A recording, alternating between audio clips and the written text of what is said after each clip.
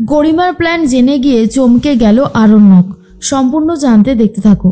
গল্পের শুরুতেই দেখা যায় আরণ্যক তো বাড়িতে নেই, আর সেই অনুযায়ী সুরঙ্গমা আরণ্যকের বাবা মাকে কথা শোনাতে থাকে আর বলে, আপনারা আপনাদের ছেলেকে ঠিক মতন মানুষ করতে পারেননি বলেই আজকে আমাকে এতগুলো জিনিস দেখতে হচ্ছে। আমার মেয়ে কেন এত অপমান সহ্য করবে মিস্টার চ্যাটার্জি? তখনই আরণ্যকের বাবা বলে, আমি খুব ভালো মতনই বুঝতে পারছি আমার ছেলে অন্যায় করেছে, কিন্তু আমি কি করব বলুন?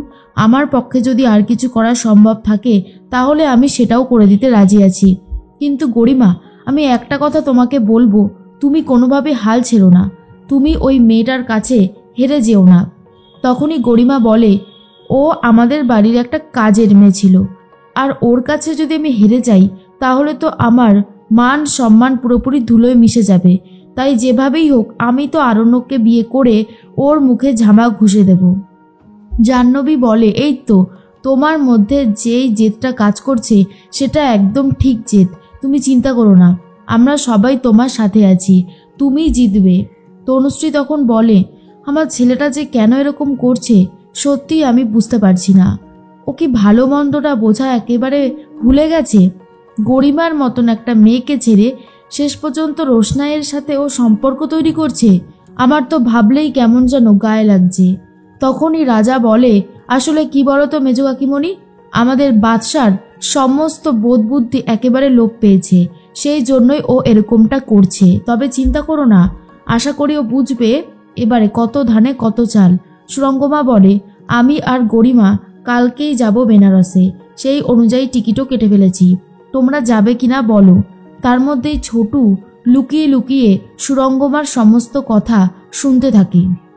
এরপরেই বাবলু বলে, কেন যাব না? কিন্তু ম্যাডাম, ওখানে গিয়ে আমাদের কাজ কি আছে? সুরঙ্গমা বলে, দেখুন অনেক তো হলো, আর আমি লেট করতে চাইছি না, যত তাড়াতাড়ি সম্ভব বেনারসের যেই মন্দিরে বিয়ে হয়েছিল আরণ্যকের আর রোশনাইয়ের, সেই মন্দিরেই দাঁড়িয়ে থেকে আমি গরিমার সাথে আরণ্যকের বিয়েটা দিয়ে দেব। তারপর কলকাতায় এসে বড় করে সেলিব্রেট করব। আর এটা শোনার পরেই তখনই তনুশ্রী বলে, এটা তো ভালো আইডিয়া, এটা যদি হয় তাহলে তো খুব ভালোই হবে। আসলে আমরাও চাইছি, কিন্তু বাড়ি থেকে কি বলে যাব সেটাই তো বুঝতে পারছি না। তখনই বাবলু বলে, কেন? সত্যি বলে যাব, এখানে সত্যিটা বললেই বেটার হবে, অন্য কিছু আমিও বলতে চাই না। এর মধ্যেই জাহ্নবী তখন বলে, তাহলে তো আমাদের আজকেই টিকিট কাটতে হবে আর জামা প্যান্ট সব গুছিয়ে নিতে হবে। ঠিক সেই মুহূর্তেই তনুশ্রী তখন বলে, ঠিকই বলেছ, আমার একমাত্র ছেলের বিয়ে যে এইভাবে হবে এটা তো আমি কল্পনাও করতে পারিনি কোনোদিন। তবে বাদশা যা শুরু করেছে এছাড়া আর তো কোনোই উপায় নেই। গরিমা তখন বলে, সত্যি আরণ্যক যে এভাবে আমাকে ঠকাবে এটা কল্পনাও করতে পারিনি। জাহ্নবী তখন বলে, কিন্তু ও যে লখনৌতে যাবে বলেছিল। আর ঠিক সেই মুহূর্তেই বাবলু তখন বলে, হ্যাঁ আমারও মনে হয় ও লখনৌতে গেছিল, তারপরে হয়তো এরকম একটা কোনো খবর পেয়েছে আর তখনই চলে গেছে বেনারসে। আরে গরিমা, তুমি তো ওর অফিসে ফোন করেছিলে, তুমি নিশ্চয়ই সবটা জানো। গরিমা তখন বলে, আঙ্কেল জাহ্নবী, তো তোমরা বুঝতে পারছো না যে এটা পুরোপুরি মিথ্যে, ও নিজেই সাজিয়ে গুছিয়ে বলতে বলেছিল ওর বসকে, তাই জন্যই এটা সম্ভব হয়েছে, না হলে এটা কোনোভাবেই সম্ভব হতো না। আশা করি আমার কথাটা তোমরা বুঝতে পেরেছো। ছলে বলে কৌশলে ও এখন রোশনাইয়ের সাথেই থাকতে চায়, রোশনাইয়ের কাছেই যেতে চায়। আমরা এত কিছু বলছি তবুও কিন্তু ওর কোনো সায় নেই। এর মধ্যেই রোশনাইয়ের ঘুম ভেঙে গেছে। রোশনাইকে খাইয়ে দিতে চায় আরণ্যক আর বলে, নাও এবারে চুপচাপ করে খেয়ে নাও দেখি, অনেক হয়েছে, অসুস্থ হয়ে পড়ে রয়েছ, না খেলে শরীরে জোর পাবে কোথা থেকে? রোশনাই বলে, খাবো তো, আমি তো রাজেশের বাড়িতে এক ফোঁটা জলও খাইনি। আর তখন আরণ্যক বলে, কেন খাওনি কেন? এরপর যদি তোমার কিছু হয়ে যেত? রোশনাই বলে, কি আর হতো, মরেই যেতাম, এর থেকে বেশি কিছু তো আর হতো না, আপনিও তো বলেছিলেন রাজেশকে বিয়ে করার থেকে মরে যাওয়া ভালো। আরণ্যক তখন বলে, হ্যাঁ আমি বলেছিলাম, আমি বলতে পারি, তাই বলে তুমি এসব কথা মুখেও আনবে না, বুঝতে পেরেছো? শোনো, তোমাকে বাঁচতে হবে, তোমাকে লড়াই করেই বাঁচতে হবে, আর তোমার এই লড়াইয়ে তুমি সবসময় আমাকে তোমার পাশে পাবে।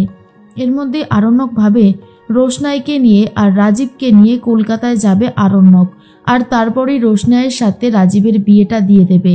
কিন্তু গল্প তো অন্য কিছুই রয়েছে। এর মধ্যেই ছোট ভাবে গরিমা যে প্ল্যানটা করেছে সেটা বাদশাকে জানাতেই হবে, যেভাবেই হোক না কেন। কোনোভাবেই আমি এই রিস্কটা নেব না।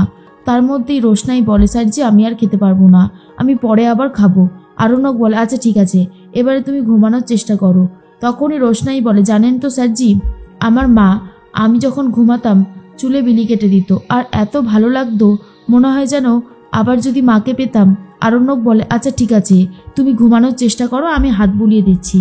এরপর আরণ্যক রোশনাইয়ের মাথায় হাত বুলিয়ে দেয়, আর রোশনাইও ঘুমিয়ে পড়ছে।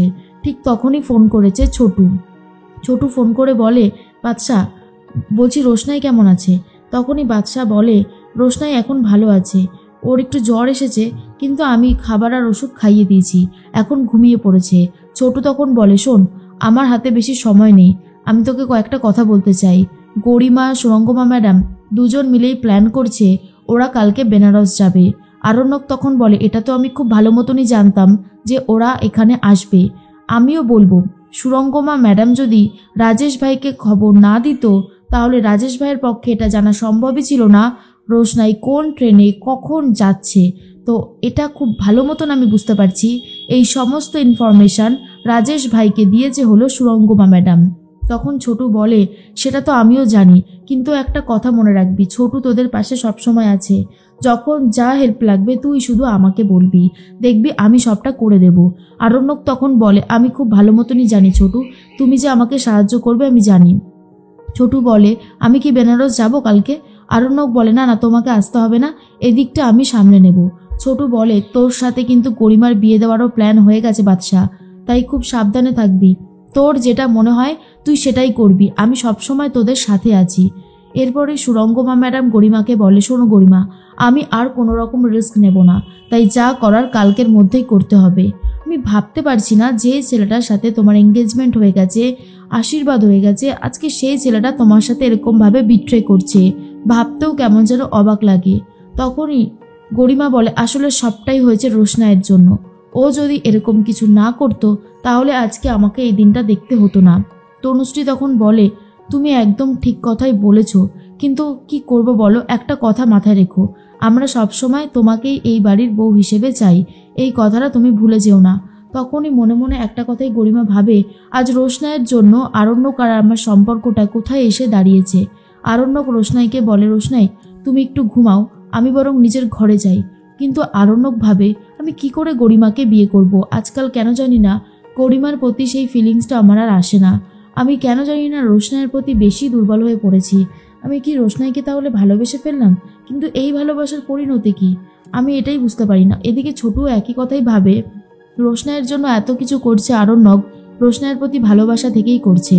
আর আমি জানি আরণ্যকের সাথে রোশনাইয়ের বিয়ে হলেই আরণ্যক সুখী হবে।